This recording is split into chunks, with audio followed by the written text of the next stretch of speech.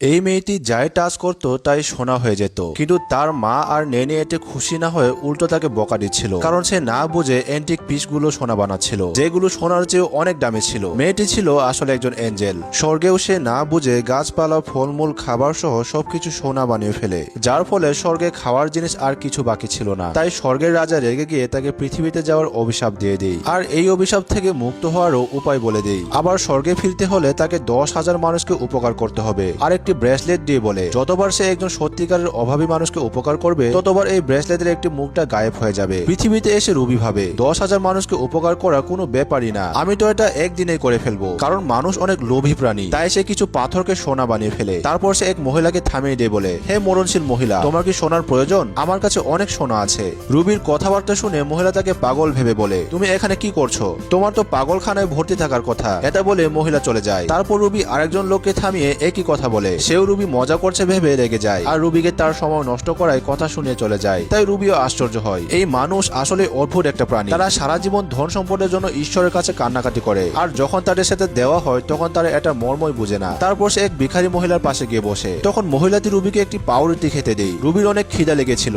তাই সে দ্রুত খেয়ে আরেকটা চায়, কিন্তু মহিলাটি বলে এটাই তাদের সারাদিনের খোরাক ছিল, তার কাছে আর কিছু বাকি নেই। কিন্তু সে নিজের শেষ সম্বল কিছু খুচরা টাকা রুবিকে দিয়ে বলে সেটা দিয়ে কিছু কিনে খেতে। রুবি তখন মহিলাটিকে জিজ্ঞেস করে, তোমারও কি ধন সম্পদের প্রয়োজন? মহিলাটি উত্তর দেয়, অবশ্যই, টাকা নাই বলেই তো আজ ভিক্ষা করছি। রুবি তখন মহিলাটির ভিক্ষার থালা থেকেই সোনার বানিয়ে দেয়। তারপর সে তাকে একটি জুয়েলারি শপে নিয়ে যায়, কিন্তু শপে ঢুকতেই সেলস গার্ড তাকে দূর দূর করে তাড়িয়ে দিচ্ছিল। তারা সোনা বিক্রি করতে এসেছে বললেও সে বিশ্বাসই করে না, কারণ একটা ভিখারির কাছে সোনা আছে এটা বিশ্বাস করা খুবই কঠিন ছিল। কিন্তু শপের ম্যানেজার যখন এসে থালাতে দেখে তখন সে আশ্চর্য হয়ে যায়, কারণ এমন পিওর সোনা খুব কমই দেখা যায়। সে সাথে সাথে ভিখারি মহিলাকে অফার করে সে এই থালাটির বিনিময়ে তাকে 5 কোটি টাকা দিবে। এটা শুনে ভিখারি মহিলা তো অনেক খুশি হয়ে যায়, তবে ধন্যবাদ জানানোর আগে রুবি চলে যায়। তাই মহিলাটি তাকে মনে মনে ধন্যবাদ জানায়। এরপর ভিখারি মহিলার খুচরা টাকা দিয়ে রুবি কিছু খাবার কিনতে যায়, কিন্তু দোকানদার তাকে খাবার তো দেই না, উল্টো মারধর শুরু করে। এটা এক ধনী মহিলা লক্ষ্য করে। সে গিয়ে লোকটিকে কিছু টাকা দিয়ে রুবিকে খাবার কিনে দেয়। তারপর সে রুবিকে নিয়ে একটি রেস্টুরেন্টে চলে যায়, আর রুবিকে পেট ভরে খাবার খাওয়ায়। খাওয়া দাওয়া শেষ করে রুবি মেয়েটিকে মা দেখে ফেলে।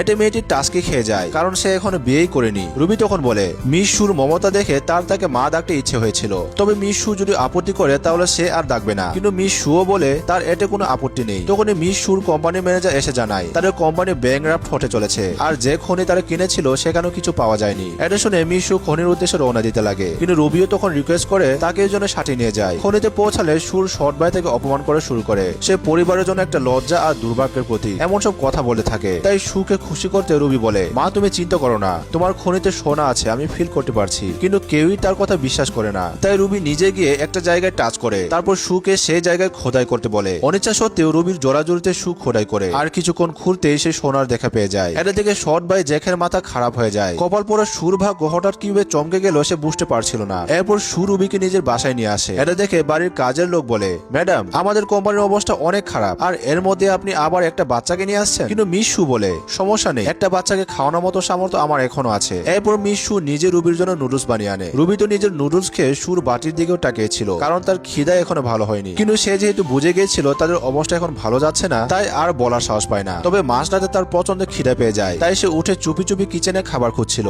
কিন্তু তখন তাকে নিকোলাস ধরে ফেলে, কিন্তু সে আগেই তার জন্য খাবার রেডি করে রেখেছিল, কারণ সে নোটিস করেছিল নুডলস খাওয়ার পর রুবি লোলভ দৃষ্টিতে সুর বাটির দিকে তাকিয়েছিল। পরের দিন মিস সুর রুবিকে একটি পাথরের নিলামে নিয়ে যায়, যেখানে যার ভাগ্য ভালো সে নর্মাল পাথরের মধ্যে পেয়ে যেত মূল্যবান ক্রিস্টাল। প্রথমে আনা হয় ছোট একটি পাথর, যেটার স্টার্টিং প্রাইস ধরা হয় 10 লাখ টাকা। পাথর ছোট হয় কেউ এই পাথরে আগ্রহই দেখায় না, কিন্তু রুবি পাথরটির ভিতরে ব্যতিক্রম কিছু দেখতে পায়। তাই সে তার মাকে এটা কিনতে পিড়াপিড়ি করতে শুরু করে। তাই মিস সুও 10 লাখ টাকায় পাথরটি কিনে নেই। তারপর পাথরটি যখন কাটা হয় তখন বার হয় খুবই রেয়ার আইস জেট ক্রিস্টাল। এই ক্রিস্টালের দাম নাকি 500 কোটি টাকা। এটা শুনে শর্ট বাই হাই হাই করতে লাগে। সে কেন নিলামে অংশ নিল না, তাই সে সিদ্ধান্ত নেই পরেরবার রুবি যেটাতে বিট করবে সেও সেটাতে অংশ নিবে। পরেরবার একটি বড় পাথর আনা হয়, যেটা দেখে জ্যাক বেশি বেশি নিলাম হাঁকা শুরু করে। রুবি তাকে উস্কাতে বেশি বেশি বিট ডাকছিল, কিন্তু শেষে রুবি ইচ্ছে করে হাল ছেড়ে দেয়, আর জ্যাক 100 কোটি টাকায় পাথরটি কিনে নেই। কিন্তু যখন পাথরটি কাটা হয় তখন দেখা যায় সেটা একটা সাধারণ পাথর ছিল, যাদের মূল্য 500 টাকাও হবে না। এটা শুনে জ্যাক একটা হার্ট অ্যাটাক আসার অবস্থা হয়ে যায়। যে পাথর সে 100 কোটিতে কিনেছে সেটার বাজার মূল্য 500 টাকাও নেই। তারপর আরেকটা পাথরের নিলাম ডাকা হয়। এই পাথরটি খুবই ইউনিক একটা জায়গা থেকে কালেক্ট করা হয়েছিল,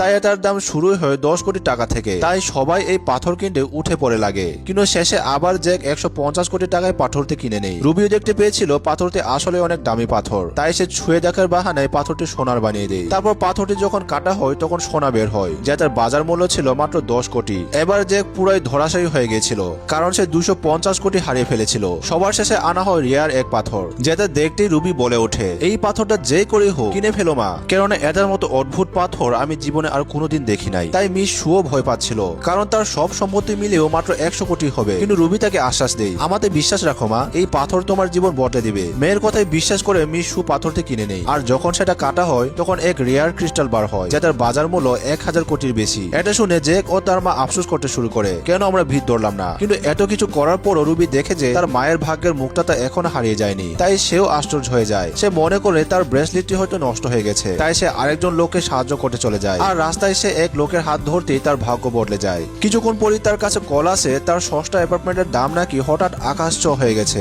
আর সেই টাকা দিয়ে তারা এখন আরো কয়েকটি অ্যাপার্টমেন্ট আর জমি কিনতে পারবে। রুবি তখন লক্ষ্য করে লোকটির মুক্তটি গায়েব হয়ে গেছে। তার মানে সমস্যা ব্রেসলেটে নয়, মিস সু এর ভাগ্যে আছে। তাই সে সিদ্ধান্ত নেই মার ভাগ্য যতক্ষণ ঠিক না হবে ততক্ষণ সে তার সাথেই থাকবে।